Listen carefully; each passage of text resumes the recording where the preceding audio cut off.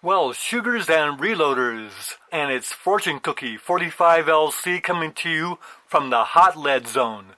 And what I have here are a couple of calibers that aren't as popular as they should be. While the brass is available, I went ahead and got a good supply of this brass. We really don't want to take any chances on running out of brass if there's a chance in the future that the brass might not be available. Now, I don't even have guns for these two calibers yet. I'm going to be acquiring those guns for sure. Now, one caliber is the 327 Federal, and the other is the 357 Maximum. Now, because these calibers aren't as popular, you won't find a lot of videos on these on YouTube. So this video, we're going to talk about the similarities between these two rounds. And the first similarity is that both are long tom cartridges.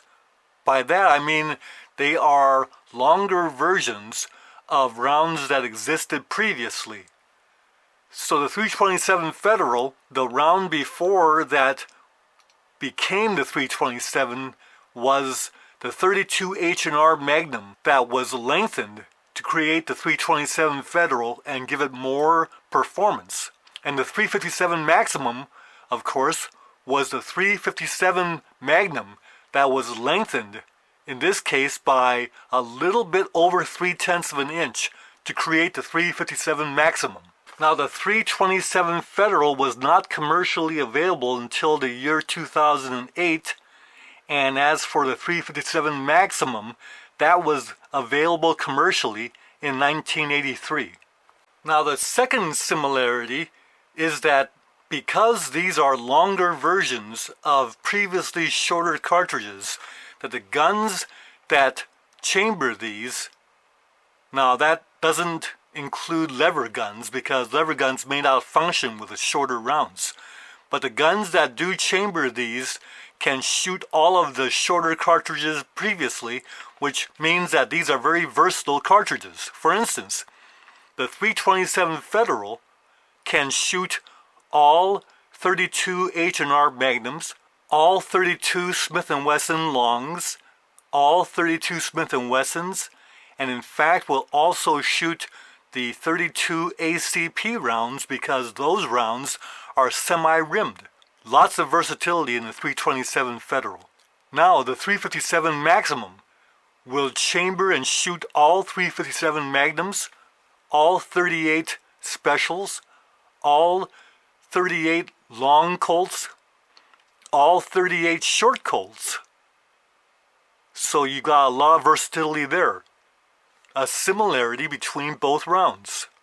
Now, a third similarity between these two rounds is that they were designed to be able to reach or match the performance of more powerful calibers, but do it with less recoil. In the case of the 327 Federal, the idea was to approach or even match 357 Magnum performance and do it with less recoil. Now, with the 357 Maximum, the idea was to approach or match 44 Magnum performance. Now, in order to get that kind of performance, the pressures required were upped considerably. The cartridge before the 327 Federal was the 32 H&R Magnum, which topped out at 21,000 psi SAMI. But the 327 is rated at a whopping 45,000 psi. And that's how it gets the performance. Pressures of the 357 Magnum were rated at 35,000 psi SAMI, and the 357 Maximum took that to 40,000 psi to give us performance that would almost match 44 Magnum. Now, it seems that whenever we have cartridges with more power and holding more powder than previous, that there's always the considerations and claims that you have increased barrel wear, or in terms of revolvers, you have what's called flame cutting or gas cutting of the receiver where the flash gap is. So let's talk about flame cutting or gas cutting of the receiver at the flash gap. Was the criticism of the 357 Maximum, was it valid?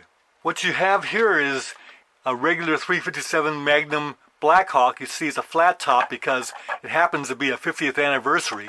I bought this gun back in 2006.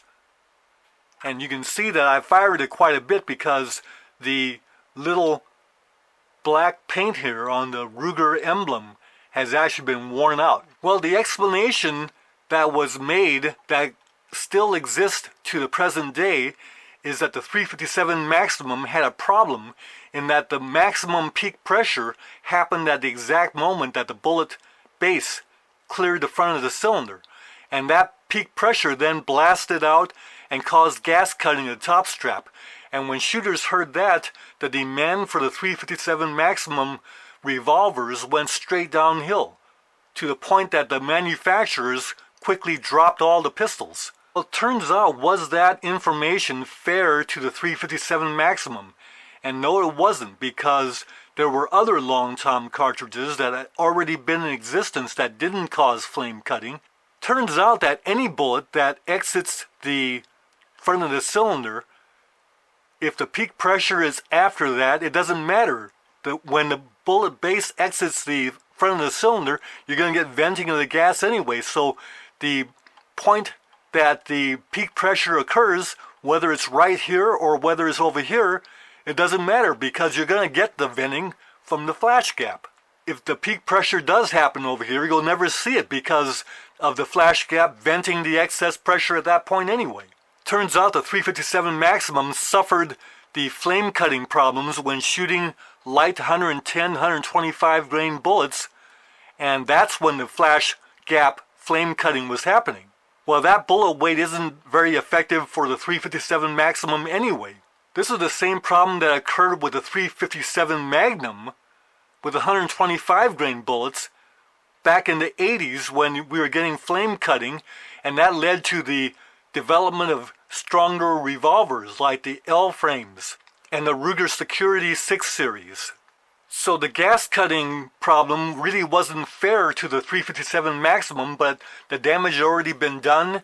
Now the fourth similarity between both of these is that revolvers that chamber these cartridges carry more ammunition in the cylinders than the larger cartridges that the performance is being competed against.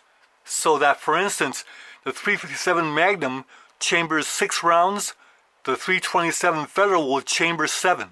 Now I have the distinct fun of reloading for these two calibers even before the guns arrive. So the reloading of these, we won't be posting those videos on YouTube because of the restrictions on reloading videos on YouTube.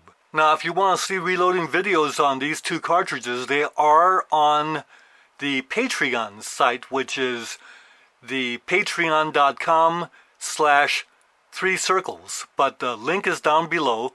And while you're there, there's a whole bunch of other, like a total of 21 videos that are available for all viewers and visitors of the 3 Circles site on Patreon. And you might want to go over there and check out those videos. They're open to all viewers. Well, shooters and reloaders out there, Fortune Cookie 45 LC, signing off for now. See you in the next video.